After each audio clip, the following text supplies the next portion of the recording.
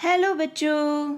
आज की क्लास में हम डिस्कस कर रहे हैं हमारी क्लास 9th की गणित की वर्कशीट 2 और टॉपिक है संख्या पद्धति। लास्ट टॉपिक में हमने क्या सीखा था? हमने देखा था कि परिमेय संख्याएं कौन सी होती हैं और उसमें भी हमने उनके दो रूप देखे थे। एक थे जिसमें दशमलव प्रसार हमारा शांत था और एक में अशांत। और अशांत भी कौन से वाला? आवर्ती। अशांत आवर्ती दशमलव प्रसार था जिसमें एक पर्टिकुलर जो हमारा ग्रुप था या कोई हमारा नंबर था, अंक, वो बार बार रिपीट हो रहे थे, उनकी आवर्ती हो रही थी, तो इसलिए वो अशांत आवर्ती थे। तो आज हम देखेंगे कि हमारी परिमेय संख्याओं के अलावा और कौन कौन सी संख्याएं होती हैं। तो अब यहाँ पर है 2.5, तो यानी 2.5 यानी 5 पे ही इसका क्या हो गया? दशमलव प्रसार रुक गया। तो ये कैसा दशमलव हो गया? हमारा शांत दशमलव। और दूसरा है 1.3333, तो ये तो नंबर चलता जा रहा है, तो ये कौन सा हो जाएगा? हमारा अशांत आवर्ती दशमलव। और हमने ये भी सीखा था कि ये जो हमारे अशांत आवर्ती दशमलव होते हैं, इन्हें हम p/q के रूप में किस प्रकार बना सकते हैं, यानी परिमेय रूप में बदल सकते हैं।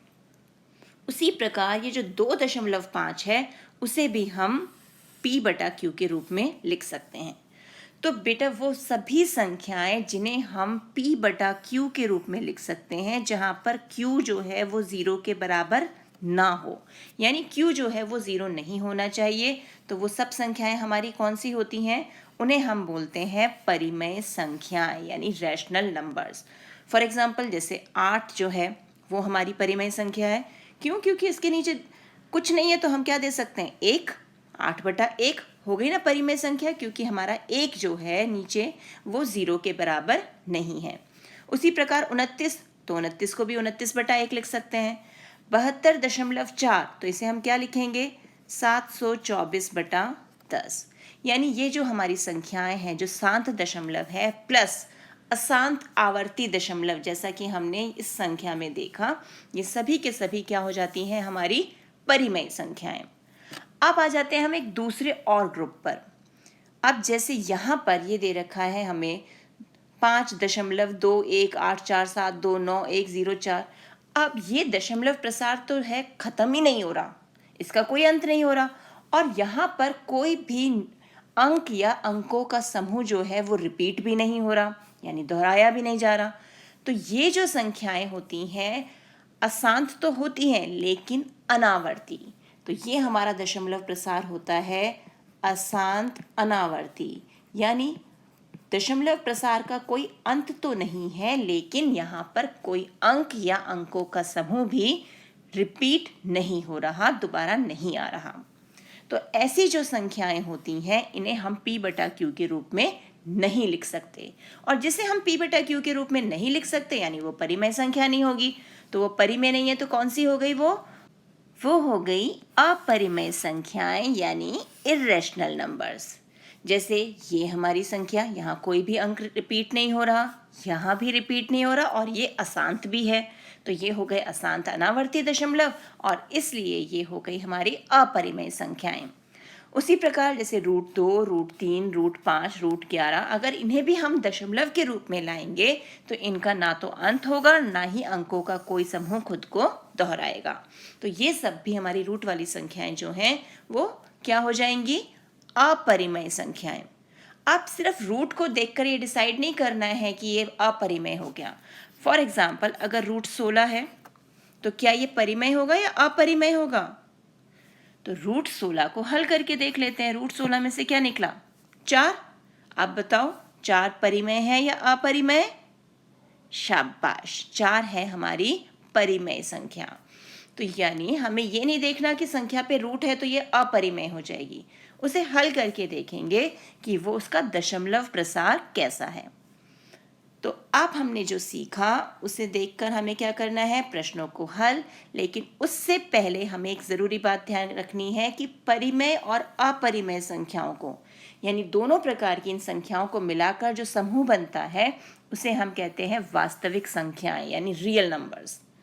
तो परिमेय हो चाहे अपरिमेय हो, दोनों की दोनों संख्याएं हमारी वास्तविक संख्याएं होती हैं। तो अब हम देखते हैं यहाँ पे प्रश्न क्या दिए हैं।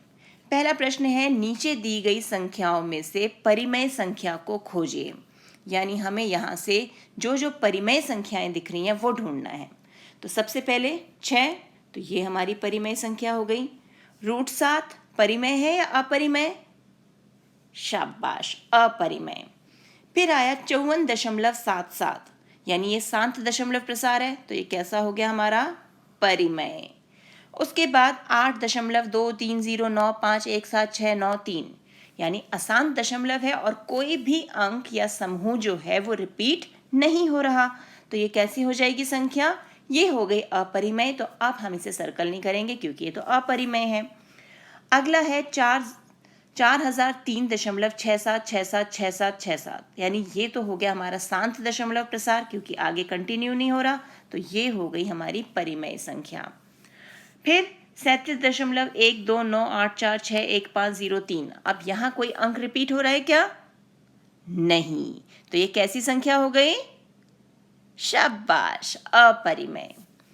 फिर है हमारे पास 562018672507, हम यहाँ पर लगा लेते हैं दशमलव, इसमें दशमलव नहीं दिया हुआ।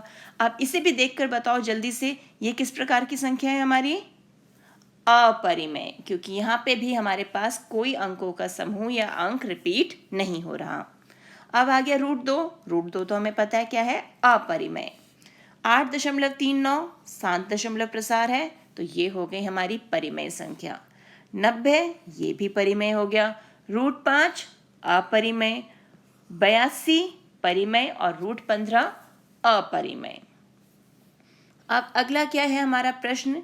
नीचे दी गई संख्याओं में से अपरिमेय संख्याएं खोजनी है। पहले हमने परिमेय ढूंढी थी, अब हम ढूंढेंगे अपरिमेय। तो अब 72 कैसी संख्या है हमारी? परिमेय।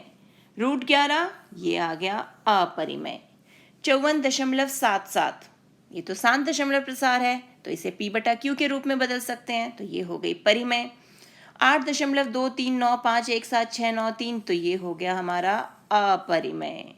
इसी प्रकार 4003.676767 और ये कंटिन्यू हो रहा है, तो ये हमारा अशांत आवर्ती दशमलव है क्योंकि एक ये जो ग्रुप है ये बार बार रिपीट हो रहा है, तो बार बार रिपीट हो रहा है, तो यानी ये क्या हो गया हमारा? परिमेय संख्या।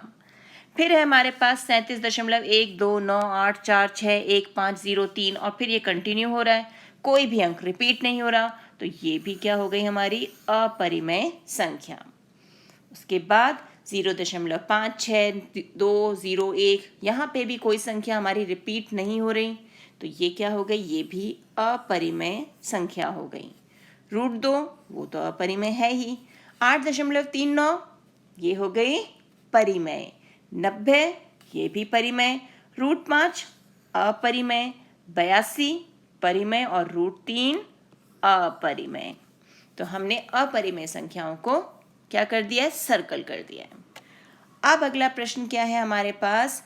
नीचे दी गई संख्याओं में से वास्तविक संख्याओं को खोजिए, यानी जो हमारे रियल नंबर्स हैं। और अभी हमने क्या सीखा कि जितनी भी हमारी परिमेय संख्याएं और अपरिमेय संख्याएं होती हैं, उन दोनों को मिलाकर जो ग्रुप बनता है, समूह बनता है, उसे हम क्या कहते हैं? वास्तविक संख्याएं।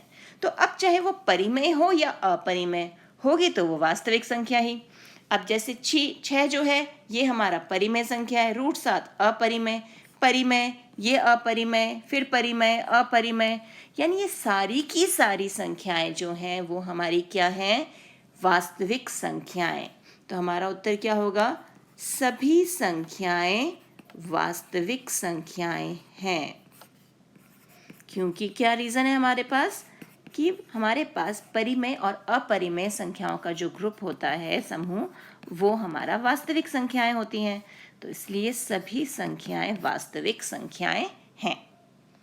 तो आप इसी प्रकार के प्रश्नों का अभ्यास कीजिए अपनी NCERT बुक से। मिलते हैं एक और वीडियो में, तब तक keep practicing and enjoy math.